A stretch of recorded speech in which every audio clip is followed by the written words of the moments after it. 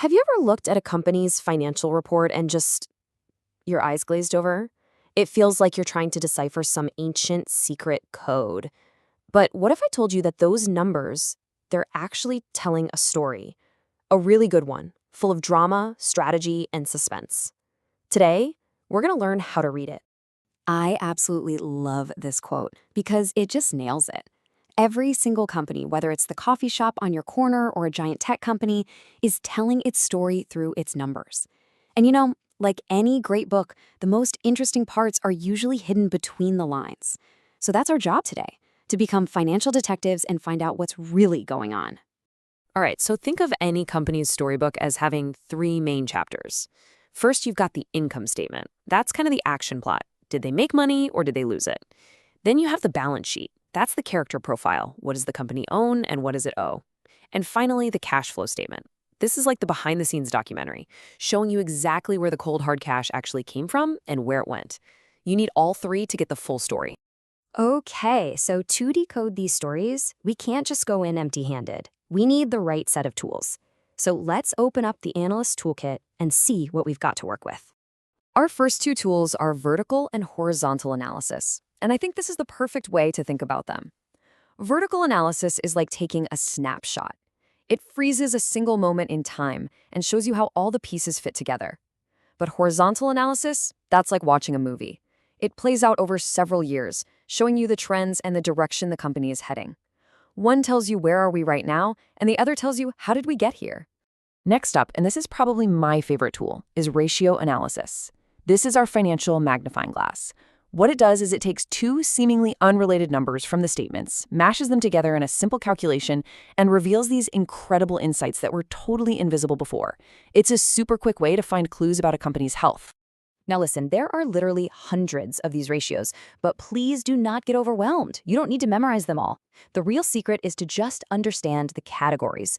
Are we trying to figure out if they can pay their bills this month? That's liquidity. Are we curious about how much debt they're using? That's leverage. Each category just helps us ask a different, really important question. And this is exactly why those ratios are so powerful. See, a ratio all by itself is, well, it's just a number. But the magic happens when you compare it. Instantly, we can see a story here. Company A is playing it safe with debt, well below the industry average. Company B, on the other hand, is taking on a lot more risk than its competitors.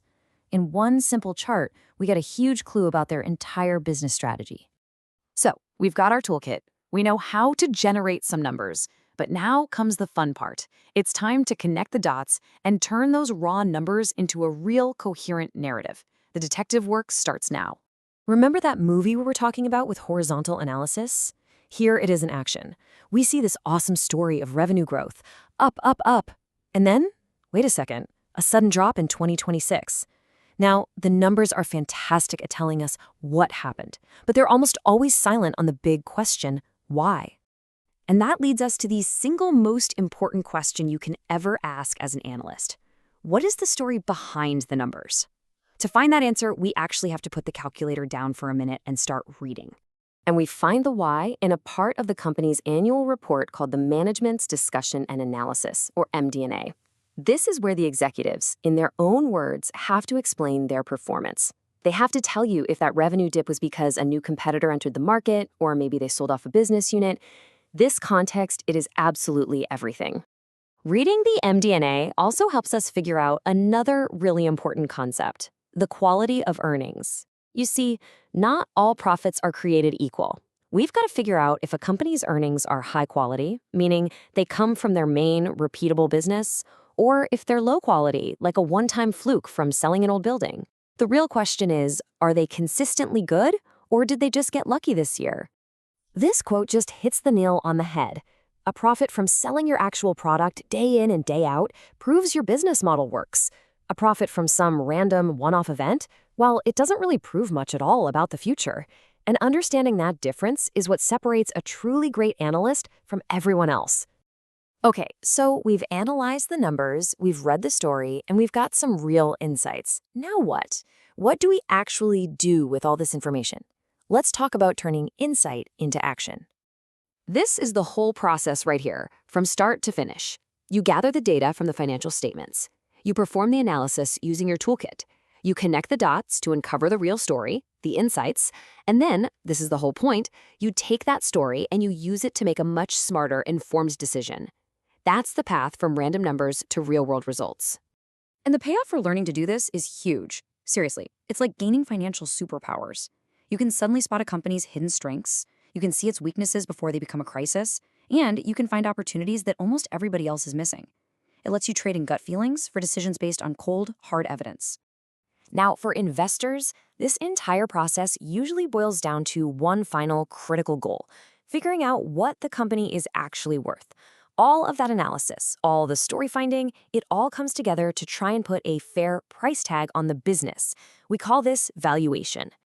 And at the end of the day, your analysis can lead to a really tangible conclusion, like a specific price target for a stock. This number isn't just pulled out of thin air.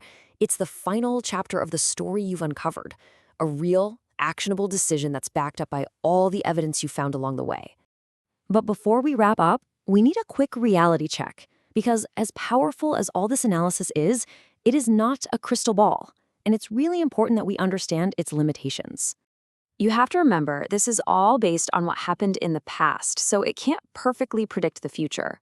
It also can't measure really important stuff like the value of a brand or how great the company culture is. And because companies can use slightly different accounting rules, you're not always comparing apples to apples. Being aware of these blind spots is what makes you a truly smart analyst, not just a number cruncher. So, there you have it. Financial statements aren't just boring spreadsheets. They are storybooks, and they're just waiting for someone like you to come along and read them. You now have the toolkit to decode the numbers, connect the dots, and find the real narrative. So the only question left is, what story are you going to uncover first?